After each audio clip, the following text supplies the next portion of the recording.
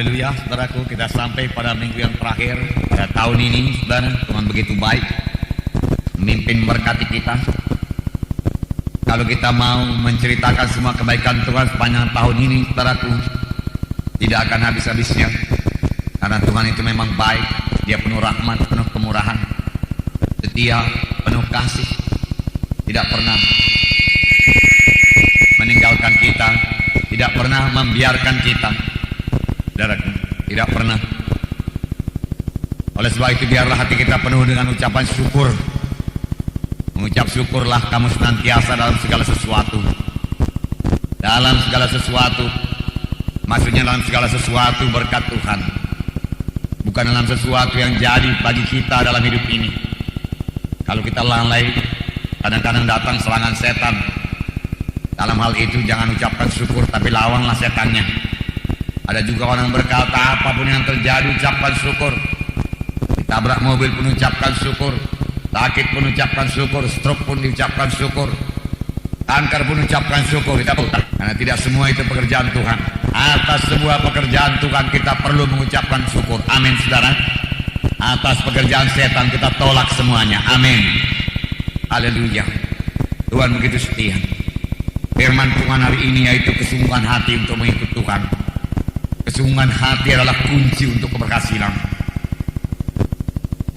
Tuhan menghendaki kita bersungguh-sungguh dalam melaksanakan pekerjaan Tuhan.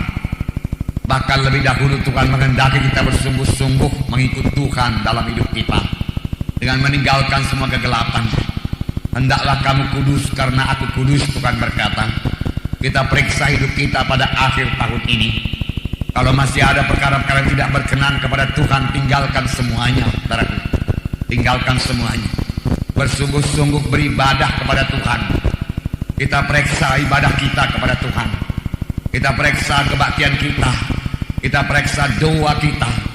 Kalau kita kurang bersungguh-sungguh selama ini, saudaraku, mari lebih bersungguh-sungguh lagi pada akhir dan kemudian tahun depan dan tahun-tahun seterusnya. Tuhan mempunyai banyak berkat bagi saudara. Kita bersungguh-sungguh, saudaraku, di dalam pengorbanan kita kepada Tuhan, dalam memberikan persembahan kita bersungguh-sungguh. Kita memberi dengan segenap hati. Tuhan Yesus sendiri berkata, berikanlah kepada Kaisar apa yang menjadi milik Kaisar, berilah kepada Tuhan apa yang menjadi milik Tuhan. Ini juga harus kita laksanakan, karena firman Tuhan ini berlaku terus. Kita perlu membayar pajak kepada negara ini. Kita juga perlu membayar persepuluhan kita kepada Tuhan. Mari kita laksanakan lebih bersungguh-sungguh lagi, saudaraku. Ini kunci kepada keberhasilan, kepada pertumbuhan rohani yang luar biasa dalam hidup saudara. Panjang tahun-tahun yang akan datang, saudaraku. Kita bersungguh-sungguh dalam melayani. Tuhan telah mengirimkan begitu banyak jiwa-jiwa yang selamat di dalam pelayanan KKR Natal. Bahkan Natal KKS, ribuan jiwa diselamatkan.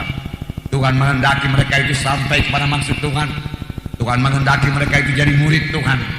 Mari kita kunjungi mereka, follow up mereka dengan sungguh-sungguh, dengan berkorbanlah ini, dengan penyangkalan diri. Tuhan akan memberkati saudara. Mari kita muridkan mereka dengan sungguh-sungguh. Kita memperdulikan mereka, kita perhatikan hidup mereka. Sampai di manakah mereka sudah mengikut Tuhan? Sampai di manakah mereka bisa bersekutu dengan Tuhan? Sampai di manakah mereka berani bersaksi untuk Tuhan? Kita bisa membantu mereka. Kita yang lebih tua rohani daripada mereka, kita layani mereka dengan segenap hati, dengan sungguh-sungguh, dengan sungguh-sungguh, saudaraku. Kita juga harus dengan sungguh-sungguh berdoa. Hanya doa yang sungguh-sungguh yang didengarkan Tuhan. Doa yang separuh-separuh hati tidak akan didengarkan Tuhan. Karena Tuhan kita adalah Tuhan yang bersungguh-sungguh. Kita harus antusias. Saudaraku, berarti Tuhan di dalam. Tuhan di dalam kita, saudaraku, membuat kita antusias, membuat kita bersemangat, membuat kita bersungguh-sungguh, saudaraku. Nah, saudaraku yang kasih, ini kunci kepada keberhasilan. Firman Tuhan berkata, saudaraku, dalam Roma 12 ayat 11. Roma 12 ayat 11. Sini dikatakan, janganlah hendaknya kerajinanmu kendor, biarlah ruhmu menyala-nyala, dan layanilah Tuhan. Bersukacita dalam pengharapan, sabar dalam kesesakan, dan bertekunlah di dalam doa.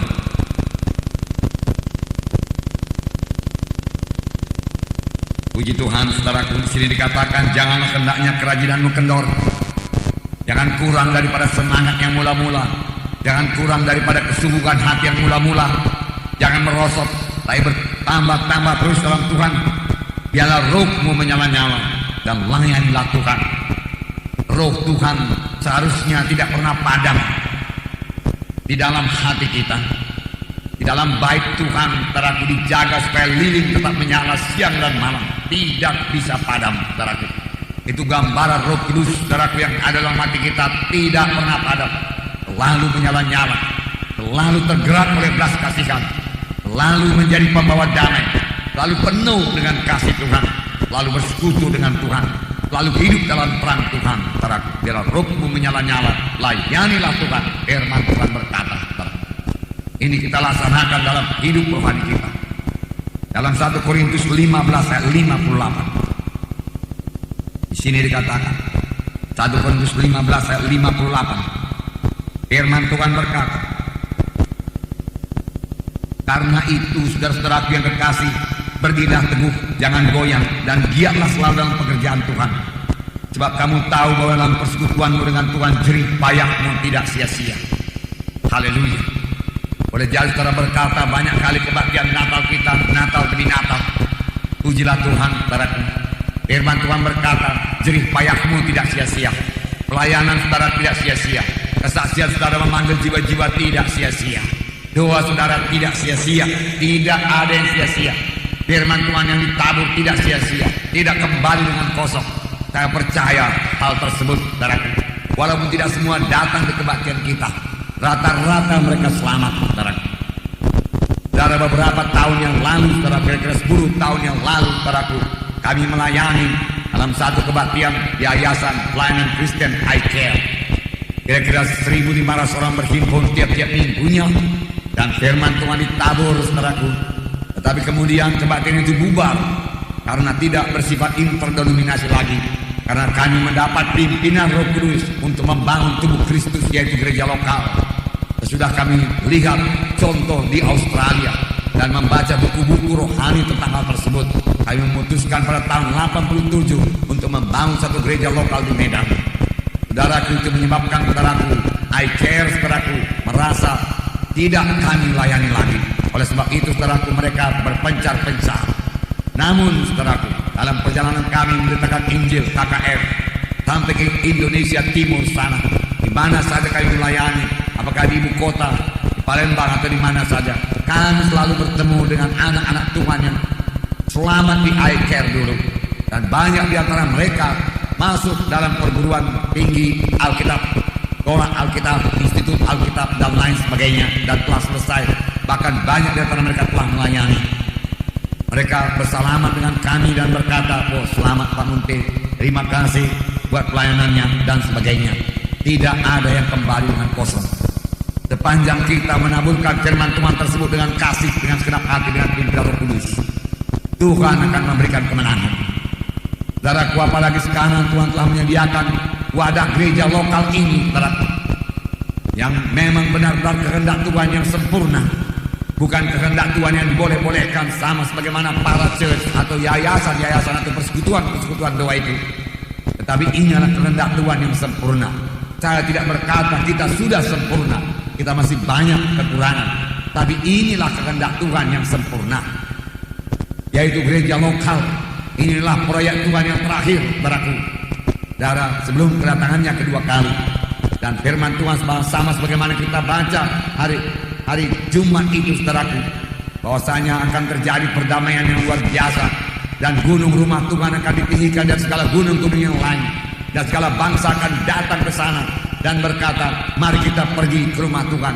Pengajaran datang daripada rumah Tuhan. Segala bangsa akan datang. Jadi percaya saja, saudara, pada akhir zaman, goncangan, tantangan, saudaraku, rumah Tuhan, gereja lokal akan bertambah-tambah jaya, akan bertambah-tambah besar, akan bertambah-tambah suci, akan bertambah-tambah berkuasa, akan bertambah-tambah sampai kepada maksud Tuhan. Pujilah Tuhan. Untuk itu kita semua perlu bersungguh-sungguh hati mengikut Tuhan. Amin, saudara. Ya, kita membiasakan diri menyangkal diri buat hal tersebut, saudaraku. Akhirnya daging ini akan mengikut karena dia mesti tunduk kepada pimpinan Roh Kudus. Giatlah selalu dalam pekerjaan Tuhan, firman Tuhan berkata, dan dalam jerih payahmu persekutuanmu dengan Tuhan, jerih payahmu tidak sia-sia. Memang dalam mengerjakan pekerjaan Tuhan, kita perlu senantiasa bersekutu dengan Tuhan. Dalam berdoa, dalam beriman juga, firman Tuhan berkata, kita harus beriman dengan sungguh-sungguh, mencari Tuhan dengan sungguh-sungguh, dan Tuhan pasti memberi pahala. Ibrani 11 ayat 6. Saya membacakannya kepada saudara. Tetapi tanpa iman tidak mungkin orang berkenan kepada Allah. Sebab barang siapa berpaling kepada Allah, ia harus percaya bahwa Allah ada dan bahwa Allah memberi upah kepada orang yang sungguh-sungguh mencari Dia. Sungguh-sungguh mencari Dia. Sungguh-sungguh mencari Dia. Allah memberi upah kepada orang yang sungguh-sungguh mencari Dia. Nah, bukan dengan separuh hati mencari Tuhan, tetapi Tuhan memberkati orang yang bersungguh-sungguh mencari Dia. Tuhan minta kita bersungguh-sungguh karena kesungguhan hati adalah sifat daripada Tuhan Yesus. Dan Tuhan Yesus dalam kita akan menyebabkan kita juga bersungguh-sungguh hati. Kalau selama ini kita masih belum bersungguh-sungguh hati, mari kita tekadkan hati kita. Saya mau bersungguh-sungguh hati Tuhan sepanjang tahun ini dan seterusnya. Kalau sepanjang tahun ini saudara sudah bersungguh-sungguh hati, saudaraku, dalam beribadah kepada Tuhan, dalam berdoa, dalam melayani, dalam pekerjaan Tuhan, dalam memuridkan saudaraku, dalam memberi saudara, dalam pelayanan, maka saya yakin tahun-tahun berikutnya saudaraku, saudara lebih mudah bersungguh-sungguh hati saudaraku, dan saudara akan bertambah-tambah teguh dalam Tuhan. Pada tahun ini, maksud saya pada akhir tahun ini dan tahun 1999, saudaraku, lihatlah Yesus, saudaraku, bagaimana dia mengerjakan pekerjaan Bapaknya. Dia mengerjakan pekerjaan Bapaknya dengan segenap hati, dengan kesungguhan hati. Yohanes 4 ayat 34. Saya membacakan kepada saudara. Yesus berkata kepada mereka, kata Yesus kepada mereka, makananku ialah melakukan kehendak Dia yang mengutus aku dan menyelesaikan pekerjaannya. Bukankah kamu mengatakan 4 bulan lagi tibalah musim menuai? Tapi aku berkata kepadamu, lihatlah sekelilingmu dan pandanglah ladang-ladang yang sudah menguning untuk dituai. Sekarang juga penuai telah menerima upahnya dan mengumpulkan buah untuk hidup yang kekal, sehingga penabur dan penuai sama-sama bersukacita. Yesus sebenarnya sudah lapar secara badani, tapi di perigi sumur Samaria itu ada seorang perempuan berdosa yang perlu diselamatkan, dan Yesus merasa perlu memberikan firman Tuhan kepadanya supaya dia selamat. Dan pada waktu itulah murid-murid datang membawa makanan kepada Tuhan Yesus. Guru, silakan makan, murid-murid berkata. Tapi Tuhan Yesus berkata, ada padaku makananku, yaitu untuk melakukan kehendak Dia yang mengutus aku dan menyelesaikan pekerjaannya. Aku harus mengerjakannya dengan segera-segera karena waktunya singkat. Tuhan Yesus berkata. Bahkan Tuhan Yesus berkata, lihatlah sekelilingmu. Kamu berkata 4 bulan lagi baru musim menuai. Itu tuaian gandum, Tuhan Yesus berkata. Tetapi lihatlah sekelilingmu, pandanglah ladang-ladang rohani, pandanglah ladang jiwa-jiwa yang sudah menguning, semua siap sedia untuk dituai. Murid-murid tidak melihat ladang-ladang rohani. Minggu yang lalu juga kita melihat banyak kekurangan murid-murid, karena murid-murid belum dibaptiskan dengan Roh Kudus, belum dipenuhkan dengan Roh Kudus. Murid-murid kekurangan kasih, murid-murid kekurangan kesungguh-sungguhan, saudaraku murid-murid, saudaraku kekurangan, saudaraku pengertian. Nah, saudara, sehingga Tuhan berkali-kali menegurkan mereka. Tetapi setelah Roh Kudus turun ke atas mereka, murid-murid berubah. Saudara, kepada kita sekarang ini juga saudaraku, lihatlah Tuhan Yesus begitu sibuknya dalam pekerjaan Tuhan, jika Dia berkata, makananku ialah mengerjakan pekerjaan Bapa yang menyuruh aku. Pandanglah sekeliling, lihatlah ladang-ladang sudah menguning, siap sedia buat dituai. Aku harus mengerjakannya, Tuhan berkata. Adakah kita juga melihat pada saat ini ladang-ladang sudah menguning buat dituai? Sudah menguning, barak sudah menguning. Sudah menguning, jiwa-jiwa begitu mudah, saudaraku, untuk membawanya kepada Tuhan sepanjang kita, saudaraku, memberitakan firman Tuhan yang benar. Pada hari Jumat kita membaptiskan 256 jiwa. Rata-rata mereka bersuka cita. Puji Tuhan, saudaraku. Saya lihat saudaraku di depan berdiri. Dari suku Chinese saudaraku sekitar 16 orang dibaptiskan, saudaraku. Ini satu kemenangan yang luar biasa. Karena mereka bukan dari latar belakang Kristen, tapi latar belakang Buddha, saudaraku. Puji Tuhan, saudara. Saudara, dan saya melihat di depan seorang kaum bapa. Dia berdoa dengan sungguh-sungguh,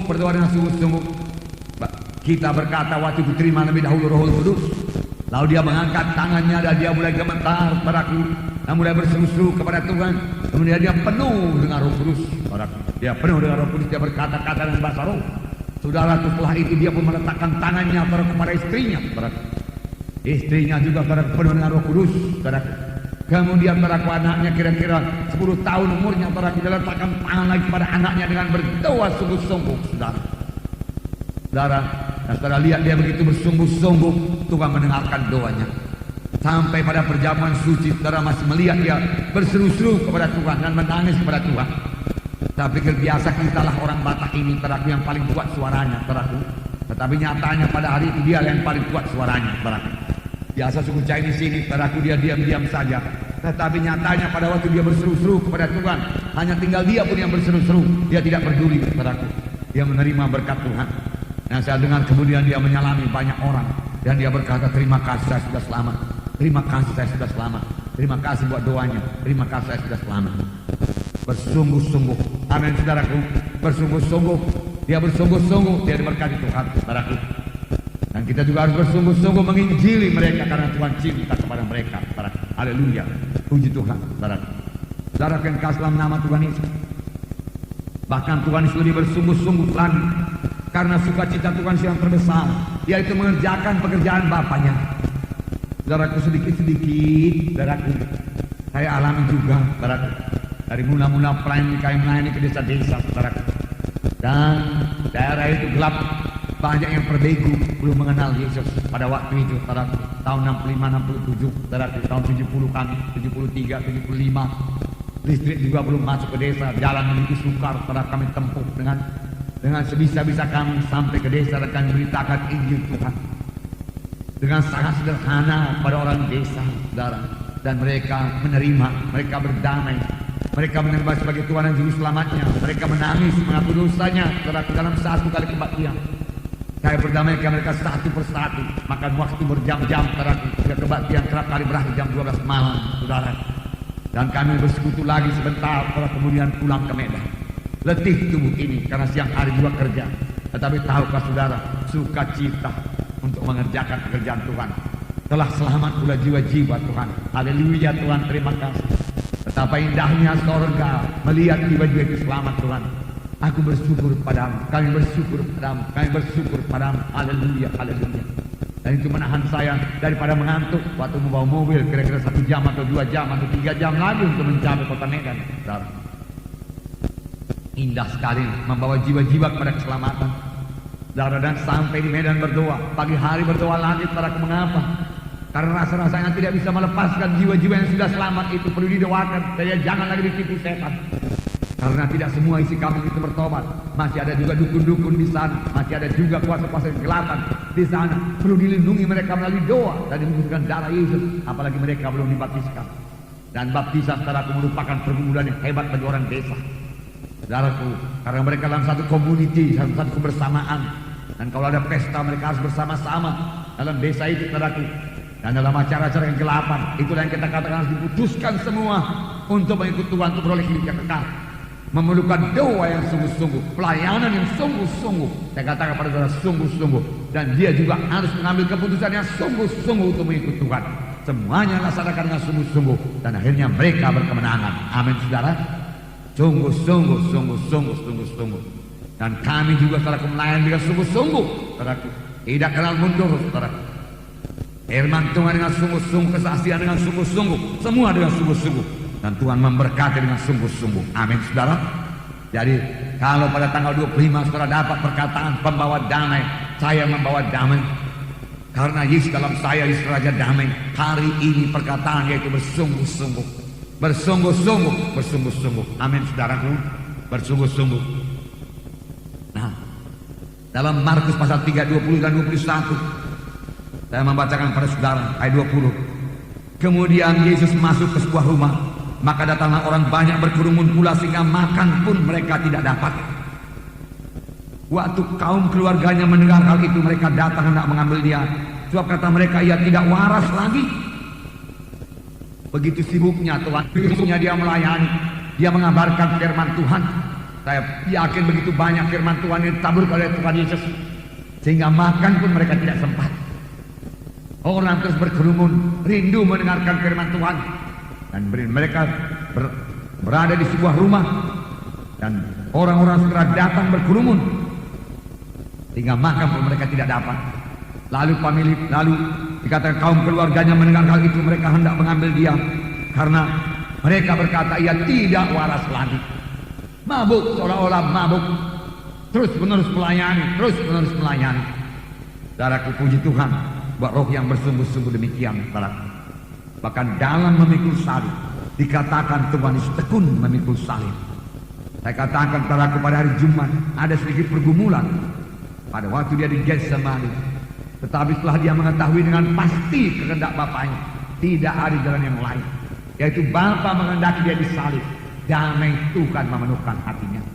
Dengan teguh dia berjalan menuju salib.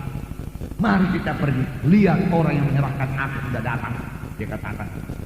Bukan mari kita pergi untuk lari, tidak. Kita dapati mereka itu, supaya aku segera menyelesaikan pekerjaan Bapakku. Dan dalam Ibrani 12 ayat 2 dikatakan Yesus tekun memikul salib. Marilah kita melakukannya dengan mata yang tertuju kepada Yesus, yang memimpin kita dalam iman, yang membawa iman kita kepada kesempurnaan, yang dengan mengabaikan kehinaan tekun memikul salib, yang sukacita yang disediakan bagi dia yang sekarang duduk di sebelah kanan tahta Allah. Dia tekun memikul salib. Dia tahu hasil salib itu, saudaraku, jiwa-jiwa diselamatkan, saudaraku. Dia angkat salib, saudaraku. Memang di sini dikatakan dia akan duduk di sebelah kanan Allah Bapa. Tetapi tidak berapa kali dalam Alkitab dikatakan duduk di sebelah kanan Allah Bapa, saudaraku, hanya beberapa kali. Tetapi hati Yesus tergerak oleh belas kasihan melihat jiwa-jiwa itu berkali-kali dikatakan. Jadi apakah yang terutama memenuhkan hati Yesus? Belas kasihan kepada jiwa-jiwa yang terhilang, saudaraku. Kasih kepada jiwa-jiwa yang masuk neraka, kasih kepada jiwa yang sakit menderita, itulah yang menggerakkan hati Yesus, saudaraku. Saudaraku, sehingga pada akhir hidupnya dia tekun memikul salib. Inilah pelayanku yang terakhir terbesar kepada umat manusia. Aku harus sanggup memikul salib ini, Bapa. Dan jangan lupa, saudaraku, dalam keadaan tubuh manusia lemah. Pada waktu dicambuk dia luka-luka, diberi mahkota duri dia luka-luka. Kalau dia Allah, tidak ada mempan itu semua, saudaraku. Dan dia jatuh berkali-kali timpa salib itu sampai dia tidak sanggup lagi. Perlu dibantu oleh Simon dari Kirene, saudaraku, mengangkatkan salib sampai ke Golgota. Tetapi dia tekun memikul salib. Dia tahu sukacita yang besar menanti kepada dia, dan sukacita yang besar menanti umat manusia. Kalau dia berhasil menyelesaikan pelayanannya di kayu salib, yaitu mencurahkan darahnya di kayu salib, kemudian mati di kayu salib, dia laksanakan itu dengan sungguh-sungguh, saudaraku, dengan segenap hati, saudaraku. Dan akhirnya, saudaraku, di kayu salib dengan teriakan kemenangan, saudaraku, dia berkata, sudah genap. Dia katakan berapa teriakan, betapa teriakan kemenangan yang sangat luar biasa. Sudah genap, selesai pelayananku. Berapa orangkah kita nanti ini, saudaraku, anak-anak Tuhan? Semua kita punya pelayanan, tidak semua jadi pendeta, jadi gembala sidang, tapi semua kita punya panggilan Tuhan, menjadi terang, menjadi saksi, saudaraku, memenangkan jiwa-jiwa, memuridkan. Saudara, itu panggilan umum bagi semuanya, saudaraku, untuk bertumbuh menjadi seperti Yesus, saudara. Kemudian berbuah dengan memenangkan jiwa-jiwa, saudaraku. Oh, ada lagi yang dikaruniakan Tuhan dengan panggilan-panggilan istimewa, rasul, nabi, ini segala macam penginjil, saudaraku. Puji Tuhan kalau itu, saudaraku. Tapi semua adalah saksi-saksi Tuhan. Kita harus bertumbuh bersama-sama dewasa dalam Tuhan. Saudaraku, berapa orang tadi antara kita nanti sebagaimana Paulus berkata, aku telah menyelesaikan pelayananku. Aku telah menyelesaikan tugasku. Dan akhirnya mahkota kemuliaan tersedia kepadaku. Bukan hanya kepadaku saja, tapi kepada sekalian yang sangat rindu akan kedatangannya. Saudaraku, ini hanya bisa jadi kalau kita bersungguh-sungguh bekerja. Malam akan tiba, firman Tuhan berkata, sehingga tidak seorang pun dapat bekerja. Jadi ada juga batasnya kita bekerja ini, saudaraku. Mari bekerja dengan sungguh-sungguh. Amin, saudara. Kerja dengan sungguh-sungguh. Ada batasnya, saudara. Tuhan Yesus berkata, sudah genap. Paulus berkata, sudah selesai semua. Aku telah mencapai garis akhir. Aku telah berlomba. Aku telah mengadakan peperangan iman. Aku telah melayani. Aku telah berkorban. Aku telah menderita karena Yesus. Menderita karena Yesus. Menderita karena Tuhan. Bukan menderita karena penyakit, karena setan. Bukan, saudaraku.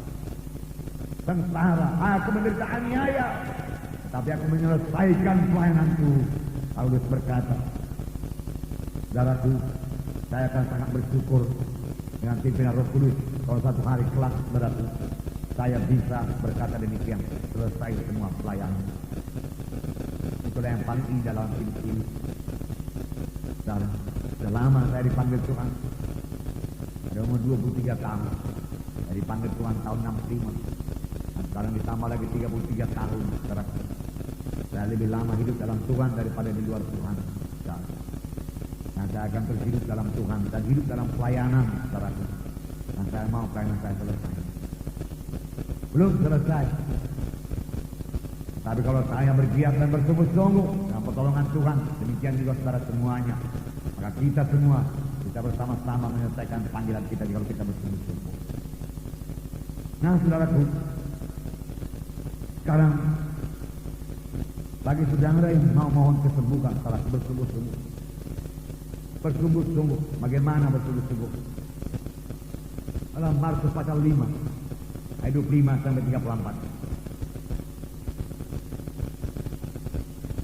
Sederhana.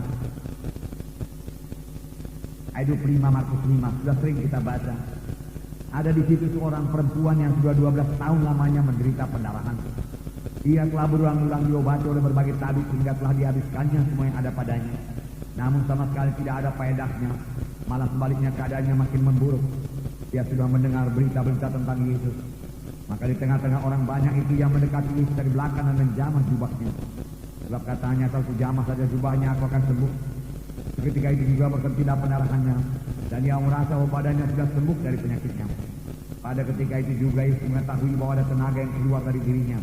Lalu ia berpaling di tengah orang banyak dan berkata, siapa yang menjamah jubahku? Murid-muridnya menjawab, engkau melihat bagaimana orang-orang ini berdesak-desakan dekatmu. Dan engkau bertanya, siapa yang menjamah aku? Lalu ia memandang sekelilingnya untuk melihat siapa yang telah melakukan hal itu. Perempuan itu yang menjadi takut dan gemetar ketika mengetahui apa yang telah terjadi di dirinya, tampil dan tersungkur di depan Yesus. Dan dengan tulus memberitahukan segala sesuatu kepadanya. Maka katanya kepada perempuan itu, hai anakku, imanmu telah menyelamatkan engkau. Pergilah dengan damai dan terbuka daripada penyakitmu. Saudaraku, perempuan ini, satu pelajaran dari perempuan ini, saudaraku, untuk menerima kesembuhan, dia sungguh-sungguh mau disembuhkan. Dia sungguh-sungguh.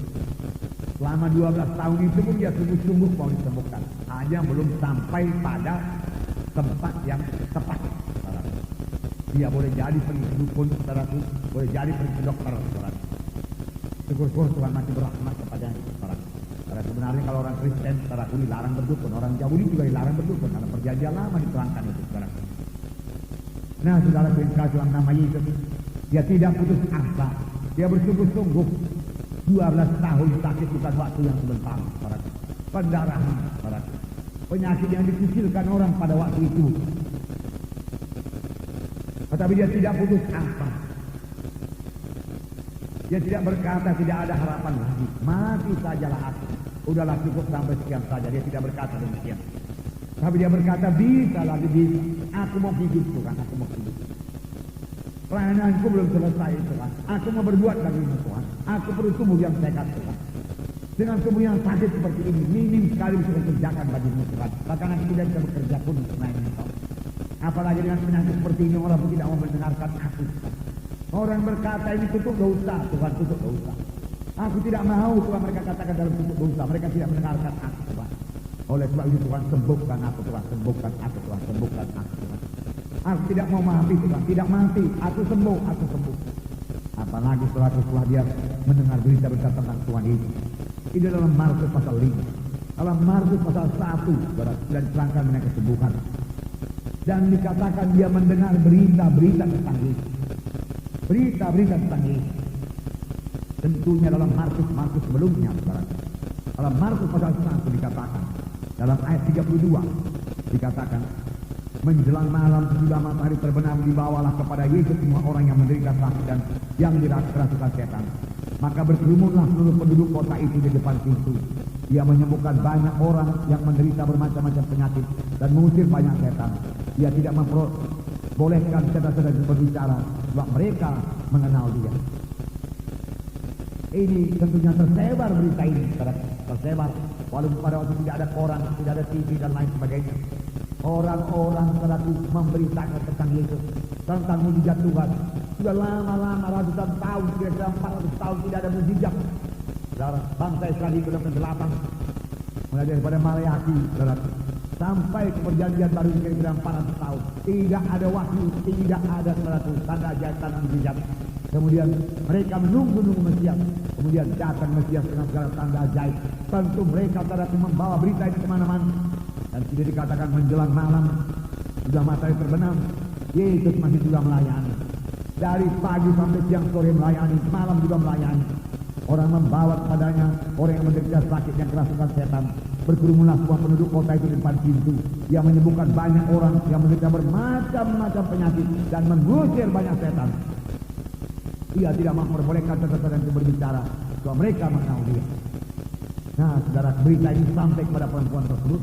Kemudian dalam ayat 40 Markus 1, seseorang yang tadi kusta datang kepada Yesus sampai berlutut di hadapannya yang memohon bantuannya. Kalau engkau mau, engkau dapat mentahirkan aku. Maka tergeraklah hatinya oleh belas kasihan. Lalu ia mengulurkan tangannya menjamah orang itu dan berkata kepadanya, aku mau jadilah engkau tahir. Seketika itu juga lenyaplah penyakit kusta orang itu dan dia menjadi tahir. Saudaraku, ini juga didengar oleh perempuan tersebut. Perempuan yang sakit 12 tahun itu menyembuhkan imannya sehingga dia berkata, aku sembuh, aku sembuh. Kemudian kita membaca dalam Markus pasal 2 ayat 10. Tetapi supaya kamu tahu bahwa di dunia ini anak manusia berkuasa mengampuni dosa, berkatalah ia kepada orang lumpuh itu kepadamu, dikatakan, bangunlah, angkatlah tempat tidurmu dan pulanglah ke rumahmu. Dan orang itu pun bangun segera mengangkat tempat tidurnya dan pergi keluar di hadapan orang-orang itu. Yang mereka semua takjub lalu memuliakan Allah, katanya, yang begini belum pernah kita lihat. Yang begini belum pernah kita lihat. Tentu ini satu ajaib Tuhan yang luar biasa. Dan mereka tidak bisa menyimpan hal tersebut dalam hatinya. Mereka menceritakan kepada orang lain. Dan kedengaran kepada perempuan tersebut, perempuan yang tadi 12 tahun. Dan dia dengan sungguh-sungguh berkata, aku sembuh, aku bisa sembuh, aku sembuh, aku sembuh. Aku tidak jadi mati, aku sembuh. Lalu dia sungguh-sungguh mencari Yesus, saudaraku. Tetapi dia dapati Yesus dikerumuni oleh orang banyak.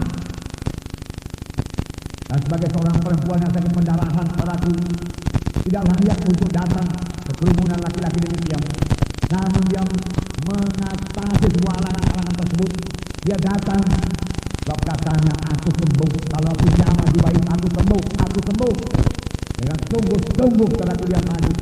Dengan kemauan yang kuat dia maju, dengan segala hati dia maju. Dan dia jamah di wajah itu. Dan Tuhan berkata, siapa yang menjamah aku? Tuhan bedakan saudaraku, perempuan yang menjamah jubahnya dengan orang lain yang berdesak-desakan dekat dia. Siapa yang menjamah aku? Murid-murid tidak mengerti hal ini. Murid-murid berkata, banyak orang berdesak-desakan dekat engkau Tuhan, dan engkau bertanya siapa yang menjamah engkau? Banyaklah Tuhan. Tuhan berkata dalam orang perempuan di sini, dia katakan, dia datang dengan iman, dia datang dengan gerak hati, dia datang dengan bersungguh-sungguh hati. Dia percaya sungguh-sungguh dia hidup, dia percaya sungguh-sungguh dia sembuh, dia tidak mau mati. Dia mendengar berita-berita tentang diriku yang menyembuhkan. Dia percaya sungguh-sungguh aku menyembuhkan dia, maka aku sudah menyembuhkan dia. Mana dia orang tersebut? Perempuan itu takut dan gemetar dan berkata, akulah dia Tuhan. Lalu Tuhan berkata, hai anakku, imanmu telah menyembuhkan engkau. Iman ditunjukkan dengan tindakan yang sungguh-sungguh, percaya yang sungguh-sungguh.